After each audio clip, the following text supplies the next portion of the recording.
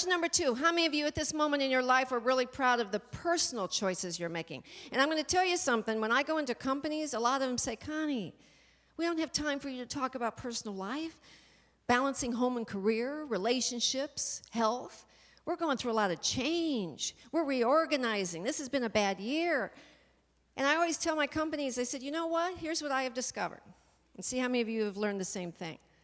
I have learned in the last 25 years that there is no separating your personal life from your professional life. Is that true? We're here today to talk about leadership. And I always say to companies, they're saying, Connie, just talk about leadership and change. And I'm like, but leadership isn't a 9-to-5 job, is it? It's not about a title. It's not about a corner office. Leadership is a 24/7 job. 25 years ago, I was teaching high school. I had my first parent conference. And I looked at these parents and I said, what do you want for your children? As their teacher, if I could teach them anything, what do you want? And you know what my parents said? Number 1, they wanted their kids to be respectful.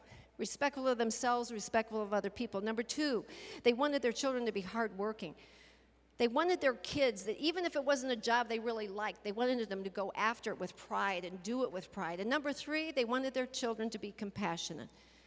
They wanted children who were empathetic, who could feel for other people, and not just make decisions based on what was comfortable for them, but make decisions based on what was good for the world, the community, the school, the environment. I asked a group of parents 2 years ago that same question. 92% of my parents want one thing for their children, and what do you think that was? They wanted their kids to be what? Happy more than respectful. Happy more than hardworking. Happy more than compassionate. Could it be that in our attempt to give our children what we didn't have, that sometimes we forget to give our children what we did have?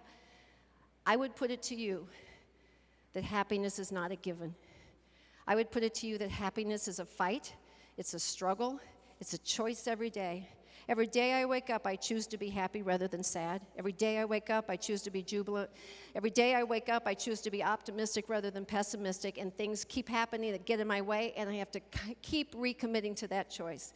Because if you believe you deserve happiness, you won't fight for it.